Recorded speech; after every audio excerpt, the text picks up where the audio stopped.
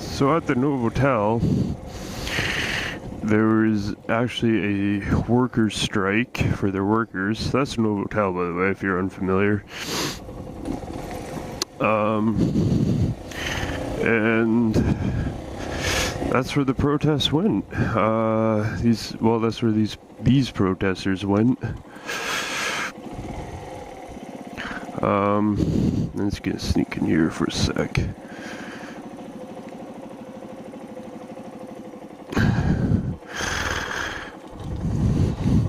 And they kind of joined the workers, and I'd say from that there to that Novotel sign way down there is just filled with people. Even though there wasn't many of us, there's probably about 200, 150 maybe. And where I was, I'll show you that.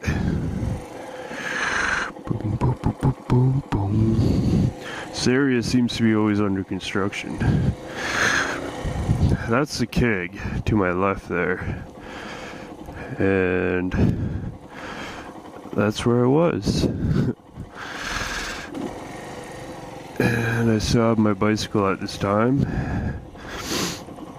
And we saw a line of cops somewhere around here-ish. The cop line was, maybe even closer.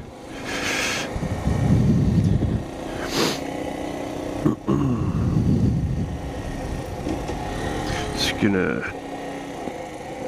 pull into here. Wow, that was a horrible turn.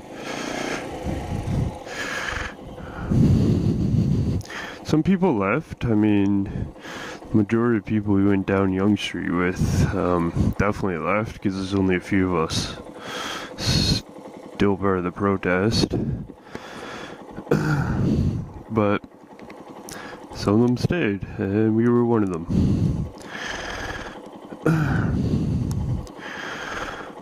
So once again, I turned to my buddy and I was like, if you see cops come up behind us, we gotta get out of here. As soon as I said that, they came out of an alleyway and started kettling us in.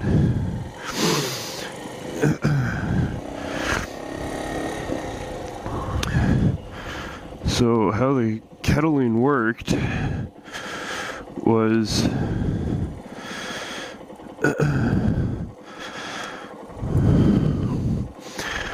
they would march. Yeah, I'm breathing kind of heavy because trying to think and drive, and it's still frustrating. They would march about 5 feet at a time, and they would bang their battalions against their shields. So every time they marched, it was, and they kept squeezing in the protesters more and more and more. They came out of that alleyway parking garage thing. What's this guy doing? Alright.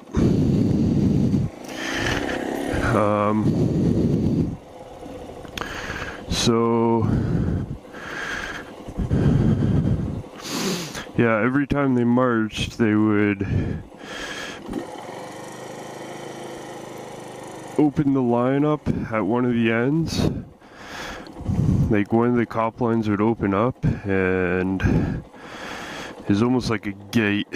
When the cop line would open up, and 2 or 3 cops would run through, grab a random protester by the shirt, and then pull them back into the cop line and close the cop line again. So they kept doing that and doing that and doing that, and then it got down to about 50 of us. So there's 50 of us in an area from that stop sign to, I don't know, that second construction pylon over there. Kettled in, couldn't move anywhere. It was like shoulder to shoulder.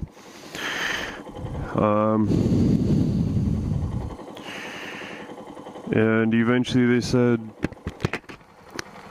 they came over the megaphone and said,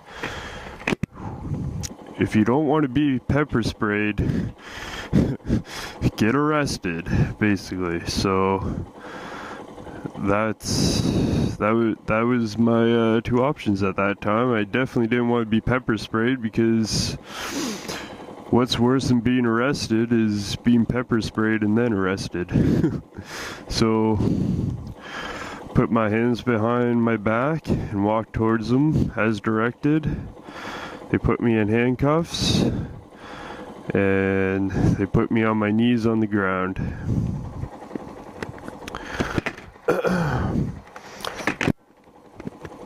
Now, what's screwed up about that situation is afterwards they claimed to the media that if protesters asked them to leave the kettle, because there's more than one kettle happening around the city, as you may or may not know.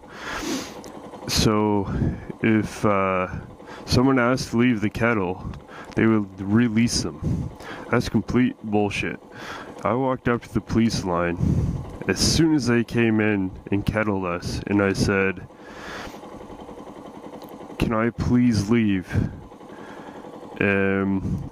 The cop shook her head no and told me to get back in the crowd. So yeah. So once they had me on my knees, it was raining and it was cold, and I was on my knees on pavement like this, like uneven stones, for about 2 hours. So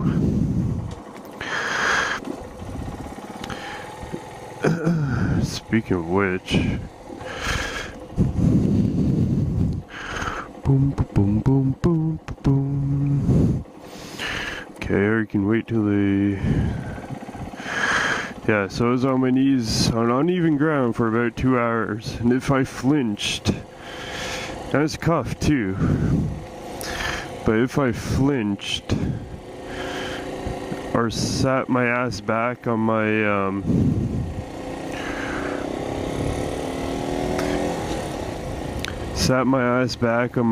heels, they would yell at me, "Don't move, don't move." So basically I had to be statue.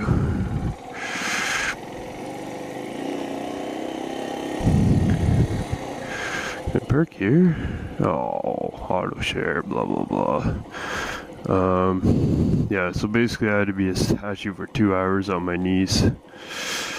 Can we go down here? Probably. So anyways, I lost my buddy. I didn't know where my buddy was. I knew he got arrested too, because he went shortly after me, but I wasn't sure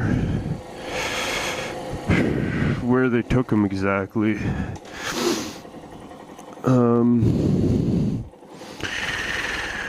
So they put us on... I'm just exploring around now. So they put us on buses.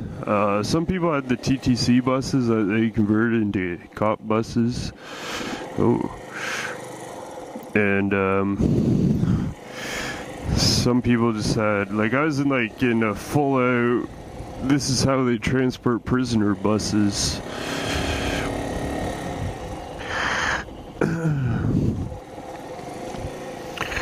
Yeah, and the buses were around here somewhere anyways. Stop. Boop. That cop's gonna definitely ask me what the fuck is going on. Yeah, the buses were around here. And they sat me behind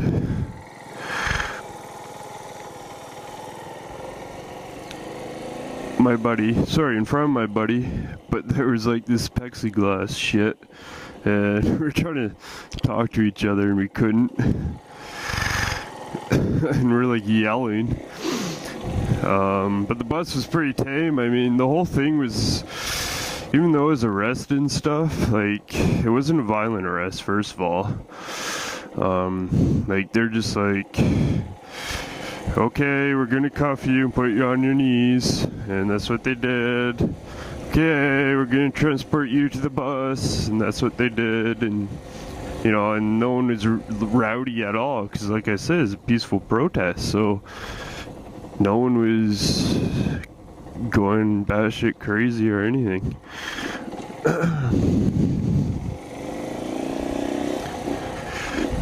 Yeah, so after getting on the bus, they took us to their